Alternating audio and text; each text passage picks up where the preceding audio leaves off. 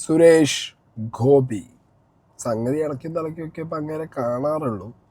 പിന്നെ കണ്ടെങ്ങാനും അങ്ങേര് വായ തുറന്ന അപ്പം അങ്ങേര് എയറിലാണ്. ബിക്കോസ് ഇവിടുത്തെ മീഡിയ അങ്ങേർക്ക് എതിരാണ്.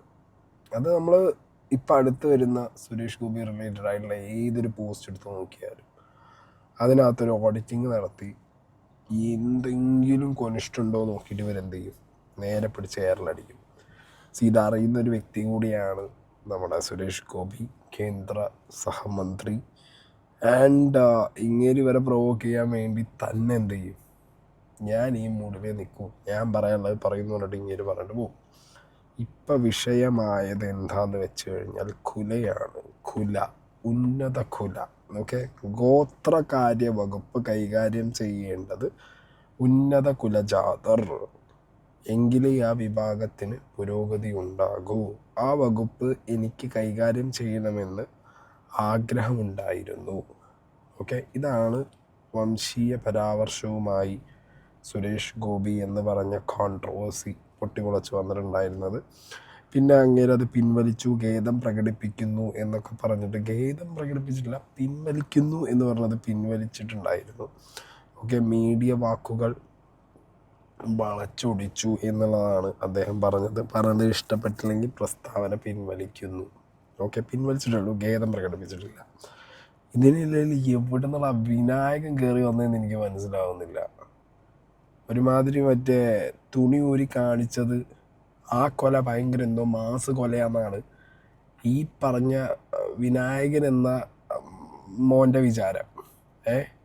ഈ പീക്കോക്കിനോട് ആരെങ്കിലും പറഞ്ഞു കൊടുക്ക്, ആ കാണിച്ച ചെറ്റത്തരം അത് മാസമായിട്ട് എല്ലായിടത്തും കൊടന്നു വെച്ച് തുറന്ന് കാണിക്കാനുള്ളതല്ല എന്നുള്ളത്. ഇവൻ വന്നിടത്തും പോയോടത്തും ഒക്കെ ഈ സാധനം ഇപ്പം എന്തോ വലിയ സംഭവം പോലെ എടുത്ത് വെച്ച് ഡിസ്പ്ലേ അടിക്കുന്നുണ്ട്. ഇത്ര വലിയ സംഭവമായിട്ട് ഇത് കാണിക്കാനാണെന്നുണ്ടെങ്കിൽ അത് ഫോട്ടോ എടുത്തിട്ട് വീടിൻ്റെ ഫ്രണ്ടിൽ തൂക്കിയിട് നാട്ടുകാരെ കാണാൻ. അല്ലാതെ വന്നിടത്തും പോയോടത്തും ഇതെന്തോ വലിയ സംഭവമാണെന്ന് പറഞ്ഞിട്ട് എല്ലാ പോസ്റ്റിനും ഇതെടുത്തിട്ട് വെക്കുകയല്ല വേണ്ടത്.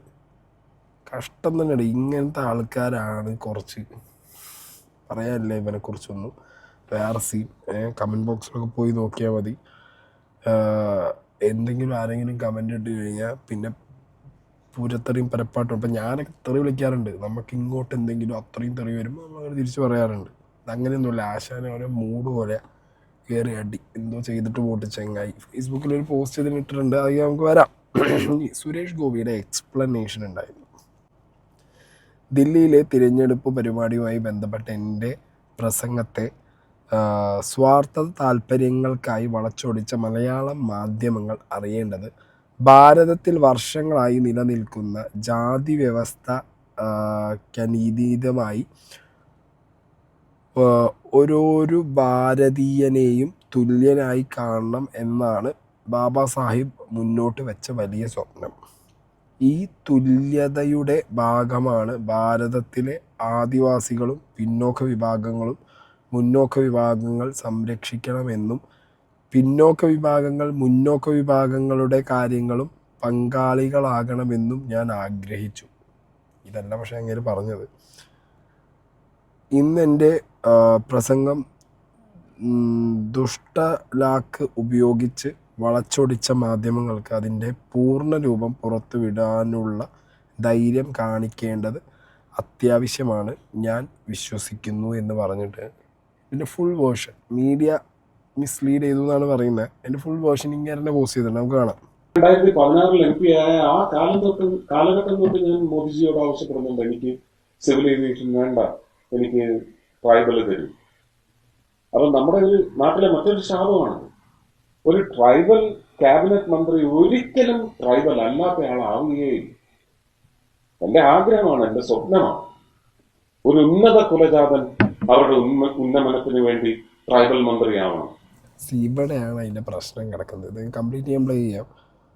അതായത് ഒരു മന്ത്രി, ഉന്നത കുലജാതൻ എന്ന് പറഞ്ഞ വാക്ക് അവിടെ ഉപയോഗിച്ചത്. ഇയാൾ ഇങ്ങനെ തന്നെയാണ്. ഇങ്ങേരിതിനിടയിൽ ബ്രാഹ്മണൻ, പ്രജ എന്നൊക്കെ പറഞ്ഞ പല വാക്കുകളും ഈ കാലത്ത് കേൾക്കുമ്പോൾ തന്നെ നമുക്ക് ക്രിഞ്ചടിക്കുന്ന കുറേ സാധനങ്ങൾ എടുത്ത് വെച്ച് ഉപയോഗിച്ച് ഏറെപ്പോയൊരു മനുഷ്യനാണ്.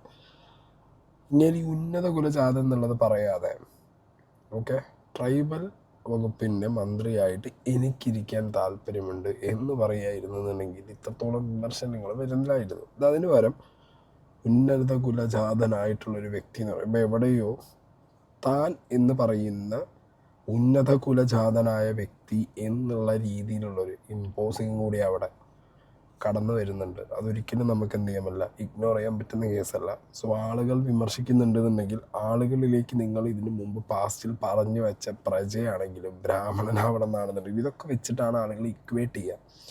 അങ്ങനത്തെ സാഹചര്യത്തിൽ ഇത് മിസ്ലീഡ് ചെയ്തതല്ല മീഡിയ. നിങ്ങൾ പറഞ്ഞത് കേൾക്കുമ്പോൾ തന്നെ ബാക്കിയുള്ളവർക്ക് നിങ്ങൾ ഇതിന് മുമ്പ് പറഞ്ഞതും ഇപ്പം ഈ പറഞ്ഞതും വെച്ച് നോക്കുന്ന സമയത്ത് എവിടെയോ ഒരു സ്വയം ഞാനൊരു ഉന്നത കുലജാതൻ എന്നുള്ള സംഗതിയിലേക്ക് കാര്യങ്ങൾ മാറുന്നതോ അല്ലെങ്കിൽ പറഞ്ഞ രീതിയും വെച്ചിട്ട് അത് അങ്ങനെ ആയി പോയതായിട്ടാണ് എല്ലാവർക്കും ഫീൽ ആയിട്ടുള്ളത്. അതുകൊണ്ടാണ് ഇത്രത്തോളം വിമർശനം വന്നത്. ഒരു ട്രൈബൽ മന്ത്രിയാവാൻ ഒരാളുണ്ടെങ്കിൽ അദ്ദേഹത്തെ മുന്നോക്ക ജാതികളുടെയൊക്കെ ഉന്നമനത്തിന് വേണ്ടിയുള്ള മന്ത്രിയാക്കണം. ഈ പരിവർത്തനം ഉണ്ടാവണം നമ്മുടെ ജനാധിപത്യ സംവിധാനത്തിൽ. ജാതിവശാൽ അങ്ങനെ നമ്മൾ പ്രാക്ടിക്കൈസ് ചെയ്തിട്ടുള്ള ഉന്നത കുലജാതി, ഒരു ബ്രാഹ്മണനോ ഒരു നായിഡുവോ, അവർ നോക്കട്ടെ ഗോത്രവർഗത്തിന്റെ കാര്യങ്ങൾ. വലിയ വ്യത്യാസം ഉണ്ടാകും. ഇത് ഞാൻ അപേക്ഷിച്ചിട്ടുണ്ട് പ്രധാനമന്ത്രിയോട്. പക്ഷെ ഇതൊക്കെ ചില ചിട്ടവട്ടങ്ങളൊക്കെ ഉണ്ട്. ബ്രാഹ്മണനോ നായിഡുവോ ഉന്നത കുലജാതർ നോക്കട്ടെ എന്ന് പറയുന്നത് തന്നെ ഇവിടെ സീനാണ് മാൻ. എന്തിനാണ് അങ്ങനെ ഒരു വർത്തമാനത്തിൻ്റെ ആവശ്യം? ഇങ്ങനെ ചോദിച്ച് നിർത്താം, എന്തുകൊണ്ട് ട്രൈബൽ ഗ്രൂപ്പിൻ്റെ മന്ത്രിയായിട്ടൊരു ട്രൈബൽ പേഴ്സൺ തന്നെ വരുന്നു, വേറൊരാൾക്ക് മാറ്റി കൊടുത്തൂടെ എന്ന് ചോദിക്കുന്നതിൽ വീണ്ടും ലോജിക് ഉണ്ട്. അതിന് പകരം ബ്രാഹ്മണൻ വീണ്ടും ഇങ്ങനെ ഉരുട്ടിപ്പരട്ടുമ്പോൾ ഐ തിങ്ക് ആൾക്ക് മനസ്സിലായത് കൊണ്ട് തന്നെ ആളെന്ത് ചെയ്തു, അത് പിൻവലിക്കുകയാണെന്ന് പറഞ്ഞൊന്ന് പിൻവലിച്ചല്ലോ. ഇപ്പം അതെന്തായാലും നമ്മൾ ഓഡിറ്റ് ചെയ്ത് പോയിട്ട് കാര്യമില്ല. എന്താണെങ്കിൽ അയാൾ പിൻവലിച്ചു. ഞാൻ പറഞ്ഞത് സുരേഷ് ഗോപിക്ക് എവിടെയൊക്കെയോ ഒരു പൊളിറ്റിക്കൽ എഡ്യൂക്കേഷൻ്റെ കുറവുണ്ടെന്ന് തോന്നുന്നു എനിക്ക്. ആൾക്ക് തൃശ്ശൂർ കിട്ടുന്നത് വരെയുള്ള knowledge, political knowledge and political games അറിയാം. അതിനപ്പുറത്തേക്ക് വളരാൻ മാത്രം, ആസ് എ പൊളിറ്റീഷ്യൻ വളരാൻ മാത്രം ഇപ്പോഴത്തെ പൊളിറ്റിക്സിൻ്റെ ഷെയ്ഡുകളൊന്നും മനസ്സിലാവാത്തൊരു പേഴ്സണാലിറ്റി പോലെ എനിക്ക് പേഴ്സണലി ഫീൽ ചെയ്തു. പിന്നെ പലപ്പോഴായിട്ട് സുരേഷ് ഗോപി സംസാരിക്കുന്ന സമയത്ത് നമുക്ക് ഇപ്പോഴും അയാളിലെ നടനെ കാണാൻ പറ്റും.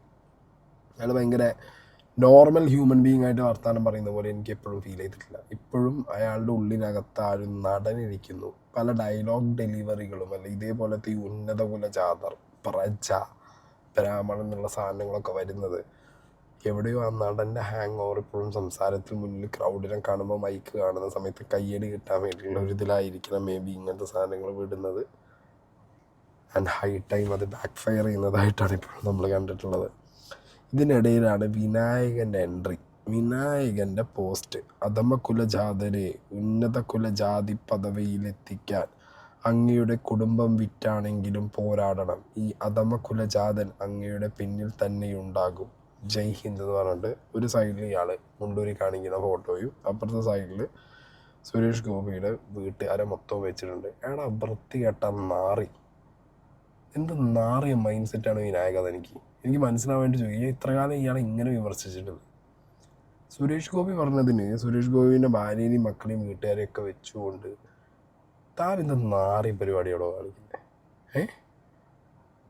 തന്നെപ്പോലുള്ളവരാണ് ഒരു തരം എന്താ പറയുക അറിയോ, നാട്ടുകാർക്ക് ഇങ്ങനെ ഈ കോണത്തിലെ ഏപ്പം കൊടുക്കാന്ന് പറഞ്ഞ പോലെയാണ്.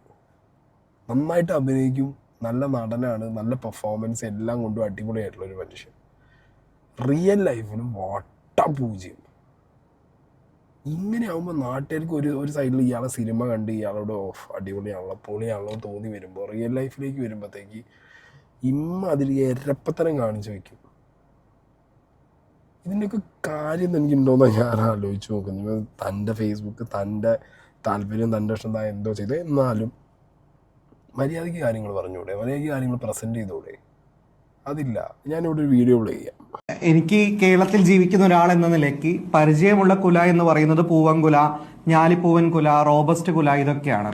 അപ്പം ഉന്നത കുലം എന്ന് പറഞ്ഞിട്ട് ഒരു കുലമുണ്ടെന്ന് ഞാൻ വിശ്വസിക്കുന്നില്ല. അത് വിശ്വസിക്കാത്തതിന്റെ കാരണം എന്ന് പറയുന്നത് ഞാൻ അടിസ്ഥാനമാക്കുന്ന ഗ്രന്ഥം മനുസ്മൃതി അല്ലെന്നും വർണ്ണാശ്രമ ധർമ്മ വ്യവസ്ഥയല്ലെന്നും ഞാൻ അടിസ്ഥാനമാക്കുന്ന ഗ്രന്ഥം എന്ന് പറയുന്നത് അനിഹിലേഷൻ ഓഫ് കാസ്റ്റും ഇന്ത്യൻ ഭരണഘടനയൊക്കെ ആണ് എന്നുള്ളതാണ്.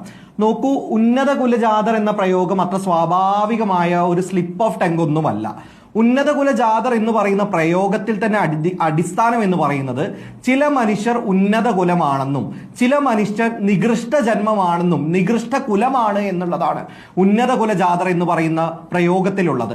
ഇന്ത്യൻ ഭരണഘടന നമ്മളോട് പറയുന്നത് ഒരു ഉന്നത കുലവും ഇവിടെ ഇല്ലെന്നും കൃത്യമായി ഇവിടെ പൗരർ മാത്രമേ ഉള്ളൂ എന്നുള്ളതാണ് ഇന്ത്യൻ ഭരണഘടന വളരെ കൃത്യമായി കൊണ്ട് നമ്മളോട് പറയുന്നത്. അപ്പോൾ ഗ്രേഡഡ് ഇൻഇക്വാലിറ്റിയെ തിരിച്ചു കൊണ്ടുവരുന്ന രീതിയിലുള്ള ഇത്തരം പദപ്രയോഗങ്ങൾ മനസ്സിലെ ജാതീയതയെ തന്നെയാണ് തുറന്നു കാട്ടുന്നത് എന്ന കാര്യത്തിൽ യാതൊരു സംശയവുമില്ല.